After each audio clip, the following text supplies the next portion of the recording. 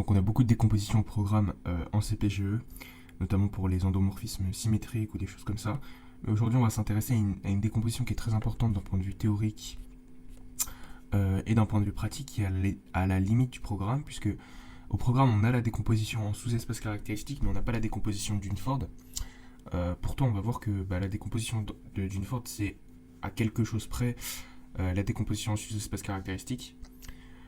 Donc la décomposition d'Unford, on travaille dans C, et pour une matrice A dans Mn2C, on a une matrice diagonale et une matrice nilpotente, diagonalisable et une matrice nilpotente, telle que les deux commutent et que la somme fait A.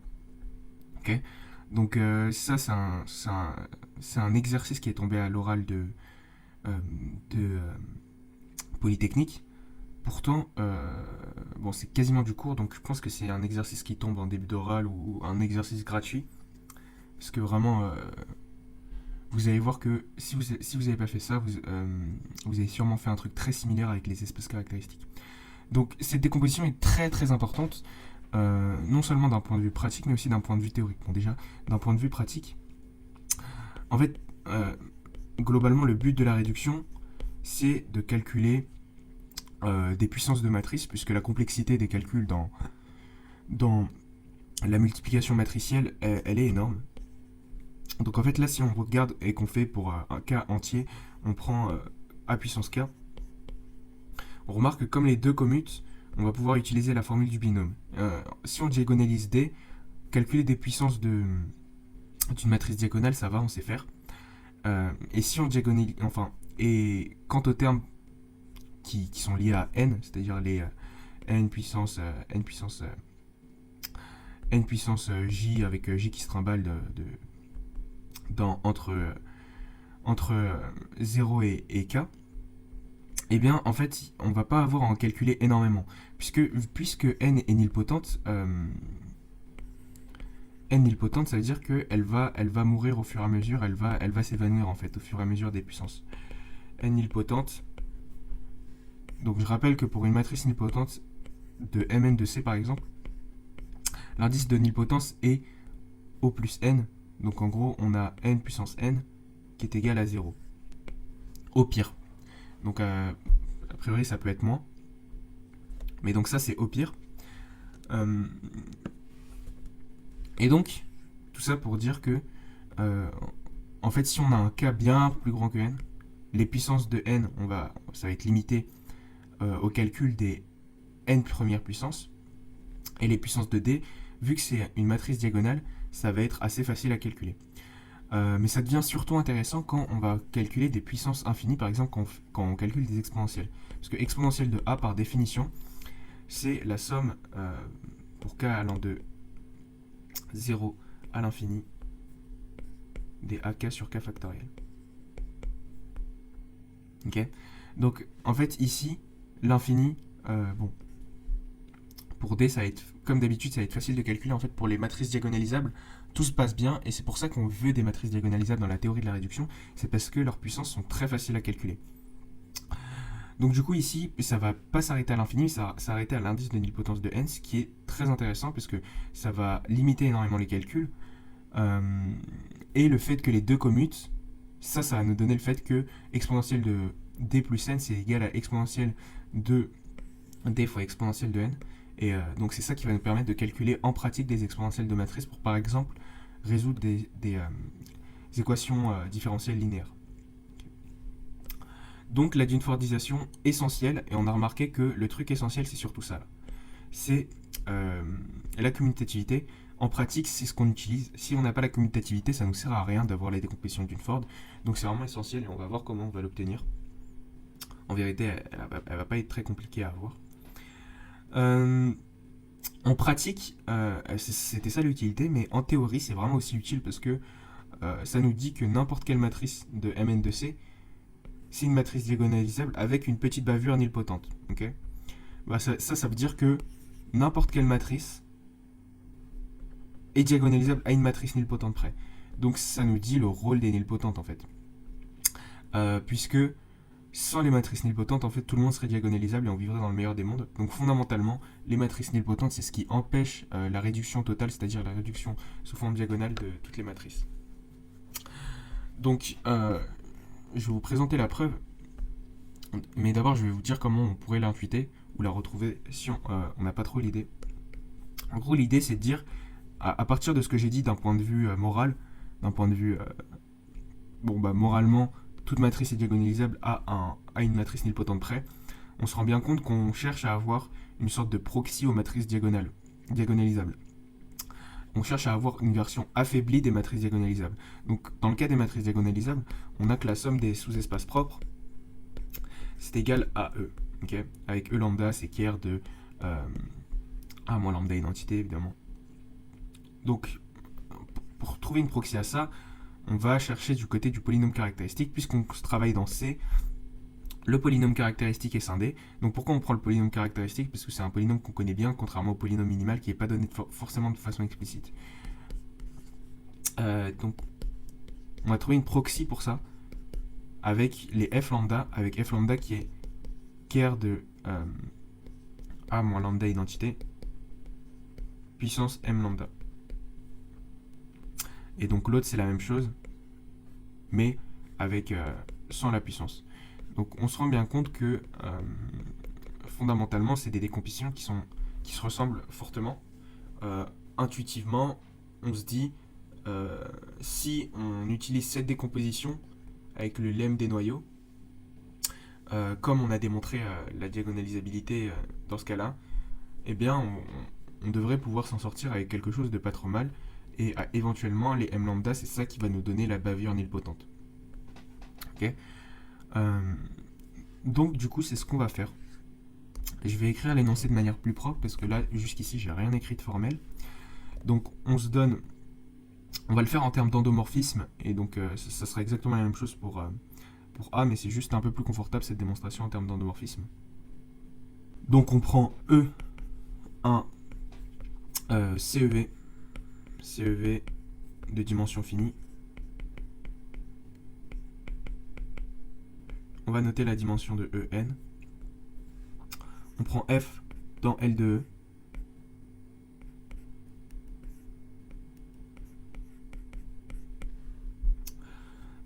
Et le but, c'est de montrer qu'il existe D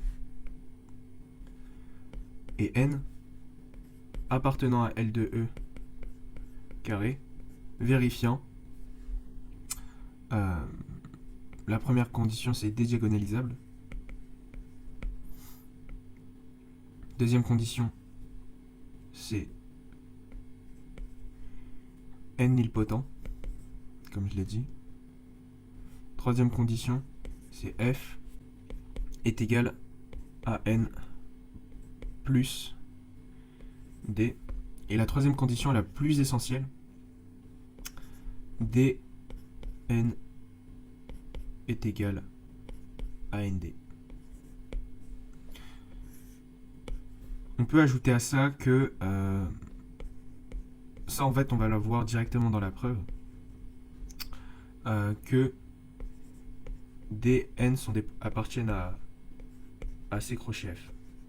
Ça, on va l'avoir au passage dans la preuve, donc ça coûte rien de l'ajouter. Donc voilà. Voici l'énoncé. Je te conseille de le chercher avec l'intuition que j'ai pu t'en donner a priori.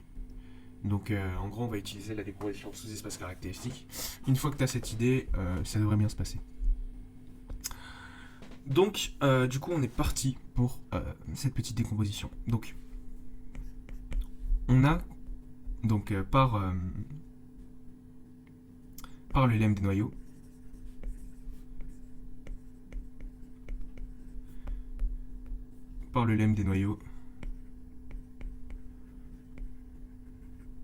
on a que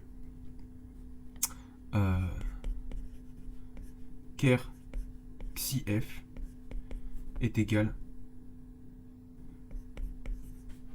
à la somme directe d'équerre de x moins lambda identité puissance m lambda. Je vais détailler un peu ce point-là. pour lambda dans le spectre de f. Xif de f, pardon. Hop, hop. Donc je vais détailler un peu ce point-là. Alors, pourquoi on a ça? Le lemme des noyaux, je rappelle que lemme des noyaux, je rappelle que c'est si on a P qui est égal à P1PR, donc le produit, hein, P1PR, avec PI qui est premier avec PJ pour tout IJ dans 1R, eh bien, on a que ker P de F pour P un endomorphisme quelconque, ker P de F est égal à la somme directe des autres ker P. Donc ker P de... donc les parenthèses sont pas forcément bien là. Ker P I de F. Donc pour montrer ça, tu utilises Bézout pour le cas R égale 2 et ensuite tu fais une récurrence. Donc voilà, ça c'est un truc du cours, donc je vais pas le redémontrer. Et donc la deuxième chose que j'ai utilisée c'est XIF scindé et les zéros de XIF, donc que je vais noter Z de XIF, c'est le spectre de F. Ça aussi c'est du cours, et du coup on va avoir que XIF c'est égal au produit des x moins lambda puissance m lambda avec m lambda la multiplicité de lambda dans le polynôme caractéristique. Ok, donc pour l'instant rien d'extravagant. La deuxième chose qu'on va utiliser, sur laquelle repose la preuve, c'est le fait que XIF de f est égal à 0 en vertu du théorème de Cayley-Hamilton. Donc ça nous donne que ker de XIF de f, ça fait E tout entier. Donc ça finalement ça nous donne qu'on a E est égal à la somme, donc ça si je note ça, f lambda, à la somme des f lambda pour lambda dans le spectre de f. Donc ça c'était la première étape. T'as vu que c'était pas forcément très dur. Mais donc assez essentiel. Ensuite, ce qu'on va faire du coup, comme je t'ai dit, dans l'intuition, on va essayer de trouver une sorte de proxy au diagonalisable. Donc, on va d'abord définir D. Trouvons D. Donc là, la preuve est pas très bien rédigée, hein. C'est juste, j'essaie de te montrer comment la faire, et après, tu peux aller chercher dans des livres, elle est très bien rédigée. Ou sur Internet. Donc, on va trouver D. Pour ça, on va montrer la décomposition, enfin, on va le définir par restriction supplémentaire. Okay, donc, qu'est-ce que je veux dire par là? On sait que quand on a une décomposition en sous-espace supplémentaire, comme c'est notre cas ici, donc ici on a bien une décomposition en sous-espace supplémentaire, eh bien, on peut définir un nouvel endomorphisme, créer un nouvel endomorphisme par restriction à chaque supplémentaire. Ok, donc on va dire que D, on va le définir sur chaque supplémentaire par D lambda, c'est égal à lambda identité. Ça nous donne que si on et donc D est défini comme la somme de tous ces lambda identités. Donc def par restriction supplémentaire.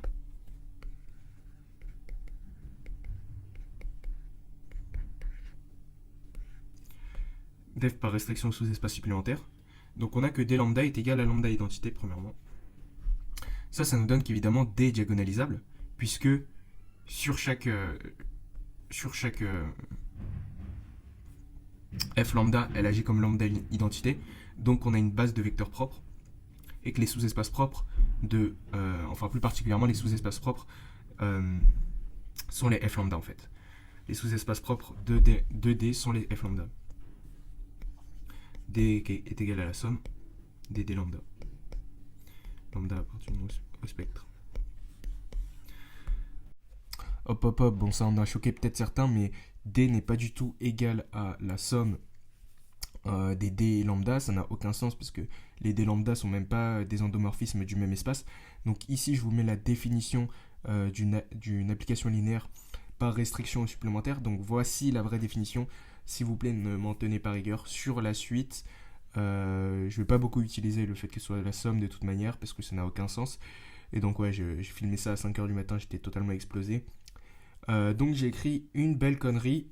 D n'est pas du tout la somme, mais elle est définie par restriction sur chaque espace f lambda comme e lambda. Voilà tout. Excusez-moi pour cette petite erreur. Voilà, okay. Voilà. Donc ça va nous donner déjà l'expression de D. Et du coup, on va poser n qui est égal à f moins D. Alors j'ai appelé ça n, ouais, en haut j'ai appelé ça n, c'est pas forcément une bonne idée puisque la dimension de E c'était n. Donc en fait là pour pas tout changer je vais écrire que la dimension de E c'était q. Donc on va poser n est égal à f moins d.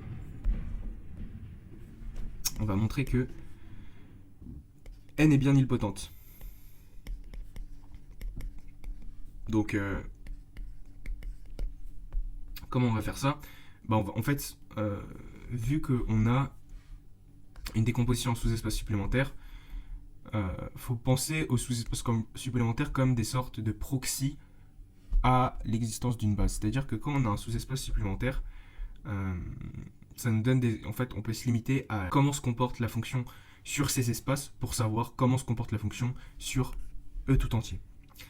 C'est ça le principe des sous-espaces supplémentaires, et en fait, c'est une sorte de généralisation du concept de base. Parce qu'en fait, une base, c'est globalement la décomposition en droite supplémentaire. Donc ouais, c'est bien une généralisation, même en dimension infinie, c'est très utile les supplémentaires. Donc en fait, là, l'idée, c'est de se dire, ok, pour montrer qu'elle est nilpotente, on va montrer qu'elle est nilpotente sur tous les f lambda. Et donc, bon, bah ça, c'est pas très compliqué, parce que, par définition, si on note fi, enfin f lambda, la restriction de f à f lambda, on va avoir que f lambda, donc on a bien le droit de noter cette restriction, puisque on a f stabilise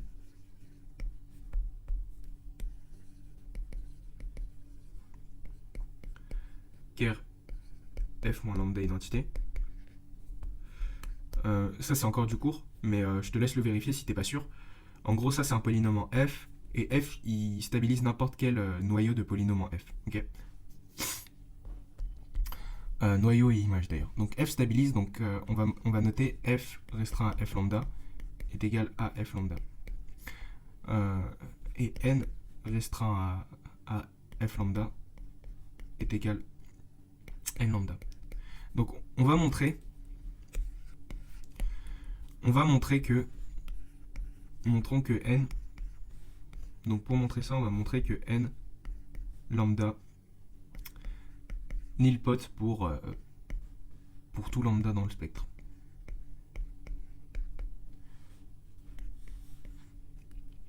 Donc ça c'est le plan. Et finalement on va utiliser exactement la définition des f lambda, à savoir que c'est f moins lambda identité, et ça va bien se passer. Donc on a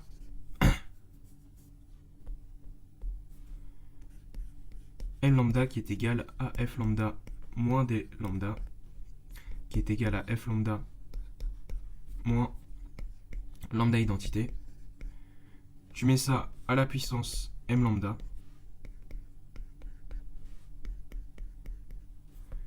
Et ça fait 0 sur f lambda, parce que par définition, ker f lambda, ker f moins lambda identité, c'est f lambda. Donc ça fait 0.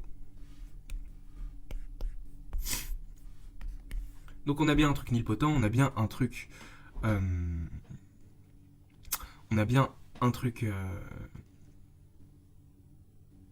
diagonalisable, pardon.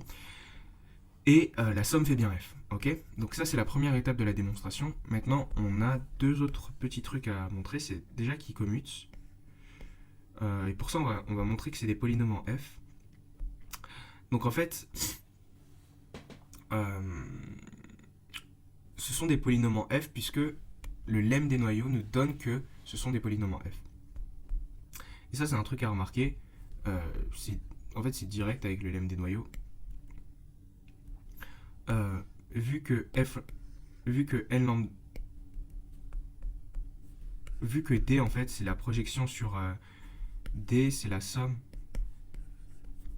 des lambda fois pi lambda, avec pi la projection de f lambda sur les parallèlement aux autres. Bah c'est bien des polynômes en f parce que ça c'est un polynôme en f.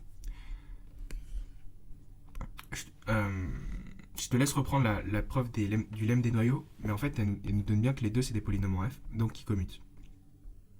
Ok. Donc en fait, du coup on a ça c'est bon, ça c'est bon, ça c'est bon, ça c'est bon, ça c'est bon, et il nous reste juste à montrer l'unicité. Je voulais dire dans l'intro que c'était bien des uniques, un unique couple, mais l'unicité on va la voir. Et un peu de travail, mais ça va le faire. Donc l'unicité, elle vient de quoi? Elle vient du fait que une matrice à la fois diagonalisable et nilpotente est nulle, tout simplement. Donc pour ça, alors, qu'est-ce qu'on va faire? Donc si on prend D', on va reprendre le code couleur de tout à l'heure. Donc on prend D', non, pardon. On prend D', N', vérifiant ça. Donc ça, je le note étoile. Vérifiant étoile. Donc on prend un autre couple, évidemment, qui vérifie ça. Donc on a évidemment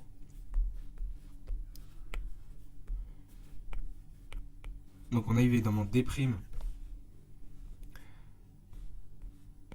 plus N', qui est égal à D plus N. Donc ça, c'est équivalent à dire qu'on a D moins D', qui est égal à M' moins M. Ok. Sauf que, bah, si ça vérifie étoile, on n'a que D' appartient à ces crochets F. On n'a que D appartient à ces crochets F. Donc, puisque les deux sont diagonalisables et que les deux commutent, ils sont cotrigonalisables. Ça, je sais pas si c'est du cours ou si c'est un exercice, mais en tout cas, c'est un truc à savoir. Donc, ça se montre en 2 secondes pour le cas n égale 2, enfin pour le cas où il n'y a que 2 qui commutent. Tu dis qu'en gros, vu qu'il y a chaque espace stabilise, chaque vecteur propre de l'un est un vecteur propre de l'autre. Si tu as une base de vecteurs propres de l'un, c'est une base de vecteurs propres pour l'autre. Ok. Donc, en gros, ouais, vraiment, ça se montre en 2 secondes. Donc, je te laisse le vérifier. Ça donne que D', D codiagonalisable.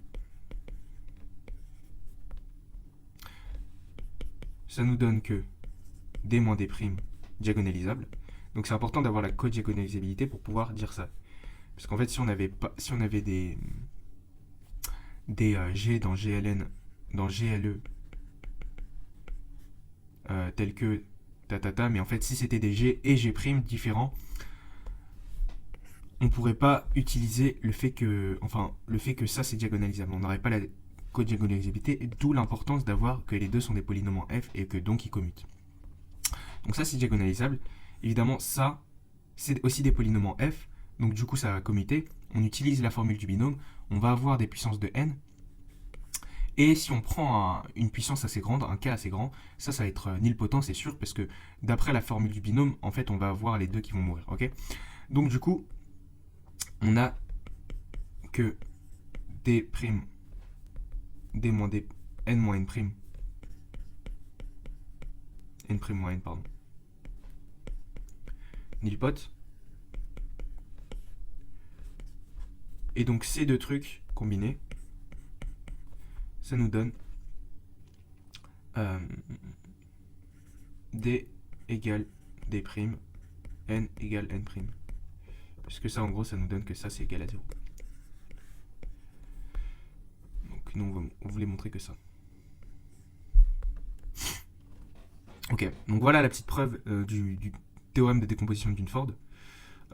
C'est une preuve qui est vraiment sympa, extrêmement classique. Ici, on n'en donne pas une preuve constructive, c'est-à-dire qu'a priori, on ne peut pas calculer D et N, mais on a une autre méthode qui a un autre problème où on peut calculer D et N, mais la preuve est un peu plus compliquée dans ce cas-là. Donc je te conseille de regarder, il me semble que c'est la méthode de Chevalet, quelque chose comme ça. Si tu cherches méthode de Chevalet, décomposition d'une Ford, tu devrais pouvoir trouver.